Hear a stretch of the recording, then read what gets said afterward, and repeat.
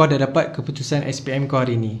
Apa je keputusan kau dapat hari ni, kau bersyukur sebab kau tak boleh ubah result kau hari ni. Tapi soalan yang paling penting kau kena tanya diri kau sekarang, apa yang kau nak buat lepas ni? Apa bidang yang kau nak ceburi lepas ni? Macam mana kau nak corakkan masa depan kau? Itu lagi penting.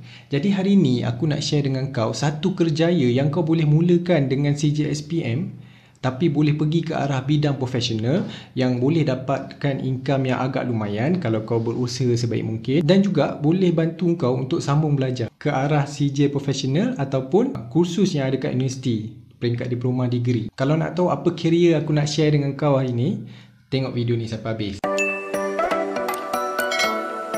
Assalamualaikum. Mula-mula aku nak ucapkan tahniah kepada semua pelajar yang baru je ambil result SPM 2020. Apa je result kau dapat, ucapkan tahniah, congratulations dekat diri kau sendiri sebab kau berjaya hadapi SPM dalam keadaan pandemik dengan kelam kabut politik kat Malaysia ni.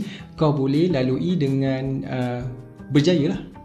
So apa result kau dapat, kau bersyukur, dan aku harap apa yang aku nak kongsikan dengan kau hari ni dapat bantu pilih kejaya atau bidang yang kau nak buat untuk masa depan nanti. Sebelum aku ceritakan kejaya apa yang kita boleh gunakan dengan CJSPM ni, aku just nak kau faham yang aku tak cakap berhenti belajar dan terus pergi ke bidang profession ni.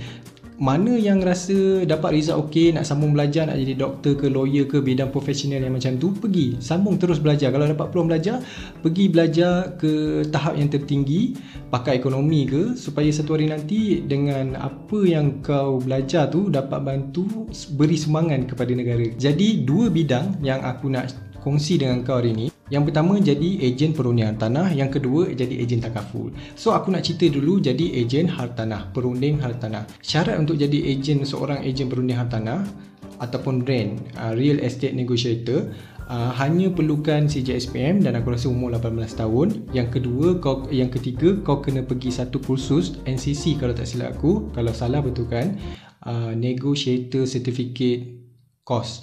Kau kena pergi kursus ni 2 hari. Kursus ni dalam RM600. Yes, aku lupa nak cakap tadi, nak jadi seorang ejen perundian tanah ni perlukan modal yang agak besar juga. Tak terlalu besar, tapi yang mungkin agak besar bagi seorang lepasan SPM.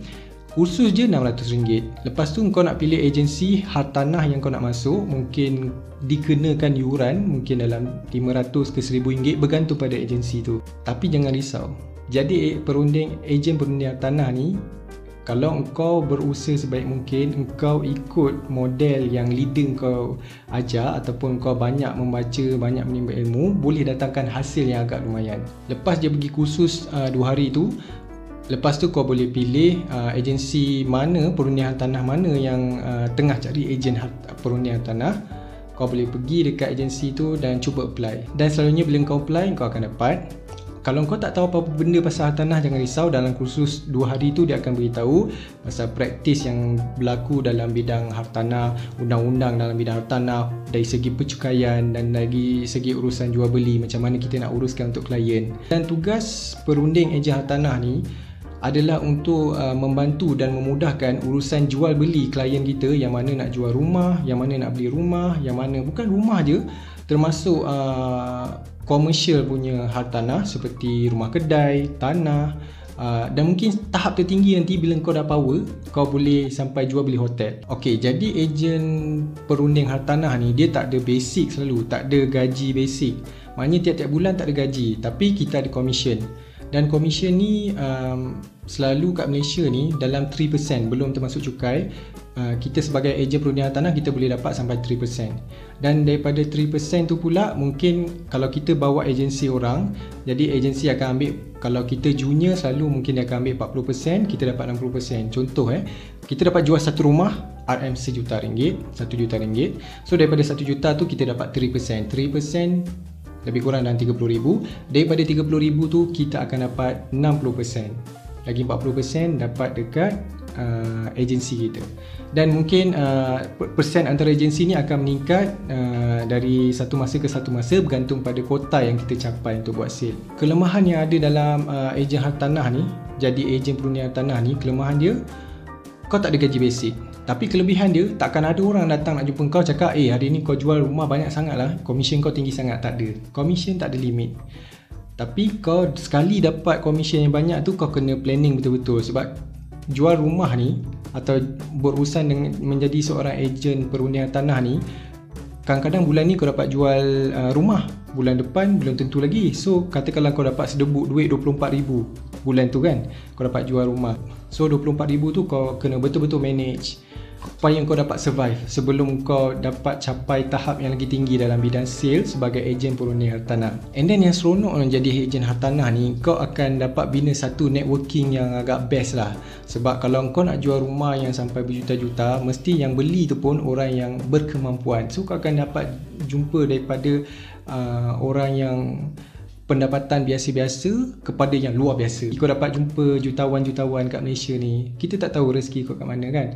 So daripada networking tu akan bantu, mana tahu kau nak buat bisnes lain satu hari nanti ke, kau boleh contact dia orang balik. Sebab bagi aku dalam bidang sale ni, selalunya kawan-kawan mungkin tak jadi klien, tapi klien yang kita ada, yang kita dapat, selalunya akan jadi kawan kita. Dia orang akan refer kita dengan kawan-kawan dia yang mana nak jual beli rumah. Dia akan refer kita kalau servis kita bagus dengan dia orang. Dan aku tak nafikan kau kena banyak membaca dalam bidang hartanah ni, sebab banyak melibatkan perundangan. Dan setiap jual beli rumah dalam satu transaksi tu, ada banyak berlaku kes-kes yang berbeza. Mungkin ada masalah, yang ni owner rumah sebenarnya nama geran orang lain tapi yang nak jual orang lain. So lagi muda kau start, lagi banyak ilmu kau dapat, so dapat bantu membina kejayaan kau dalam bidang hartanah ni dengan sebaik mungkin. Bayangkan kau start umur 18-19, lepas 3-5 tahun umur kau dalam 20-an, kau dah boleh ada income. Kalau betul-betul lah kau buat betul-betul, kau boleh ada income dalam ratus-ratus ribu setahun hanya menggunakan CJSPM. Dan cakap pasal CJSPM, bidang hartanah ni bila sampai satu tahap yang level yang lagi tinggi kan, kau dah income pun dah stable, kau rasa nak sambung belajar, boleh. Kat universiti memang ada course untuk diploma hartanah, dan kau boleh dapatkan sijil profesional yang lebih profesional dengan menjadi ejen hartanah. Yang aku cerita ni pasal ejen perundian hartanah. Ejen hartanah level dia lain sikit, dia boleh ada agensi. Kalau aku silap tolong betulkan kat komen. So kalau kau nak jadi ejen hartanah, kau boleh contact nombor aku kat bawah. Aku akan cuba kenalkan kau dengan kawan-kawan aku yang buat hartanah. So dia orang boleh guide kau jadi ejen hartanah. Yang kedua, jadi ejen insurans, ataupun kalau kita orang Islam, kita jadi ejen takaful. Jadi ejen takaful ni modal dia agak murah sikit, rendah sikit berbanding dengan ejen perundian tanah. Bidang takaful ni pula ada lesen untuk life, ada lesen untuk general. Macam aku buat life ni macam jual medical card, jadi jual income protection. So takaful atau insurans yang aku nak cerita hari ni adalah berkenaan dengan takaful hayat ataupun life takaful. So dalam bidang takaful ni, kalau kita nak jadi ejen takaful, yang pertama sama juga macam tadi, kena ada SPM. Yang kedua, berumur 18 tahun ke atas. Yang ketiga, kena ambil sijil TBE, Takaful Basic Examination. TBE modal dia dalam RM90, bayar, lepas tu ambil exam lulus, kau boleh pilih company mana yang kau nak masuk dan kau nak start kerja, dan kau boleh pilih agensi mana yang kau nak masuk. Lepas je dah lulus exam TBE tu tadi, leader kau akan guide kau macam mana nak buat sale, apa produk yang kau nak kena tahu, dan apa benda yang kita nak kena provide, servis apa yang kita nak kena provide dengan klien kita, dan macam mana kita nak cari klien. Semua tu latihan akan diajar oleh leader ataupun agensi ataupun company. Dia orang akan sediakan training, kau tak payah risau. Tugas seorang ejen takaful ni, kita yang utama, kita nak kongsi dengan orang ramai kenapa penting kena ada takaful ni. Dan lepas dia, kalau kita dah cerita tentang kepentingan, kita share dengan dia orang apa penting takaful ni semua, dia orang nak ambil dengan kita. So lepas tu kita kena provide after sale service. Maknanya kalau apa-apa kalau berlaku accident ke medical claim, kita sebagai ejen kita kena uruskan. Itu tanggungjawab kita. Takaful pun sama. Kebanyakan company tak ada bagi basic. Ada certain company yang provide macam basic gaji, tapi kena capai target quota sale dia lah. Kau capai quota sale tu baru kau dapat gaji. Dan kebanyakan company dia bagi sama juga macam jadi ejen perundian tanah tu, dia bagi commission pula 6 tahun. Setiap company dan setiap produk berbeza dia punya commission bermula daripada 10 ke 40%. Contoh senang, katakanlah kita dah cerita dengan orang ni pasal kepentingan takaful, dia ambil dengan kita sebulan RM100. Daripada RM100 tu, kalau 40% kita dapat RM40.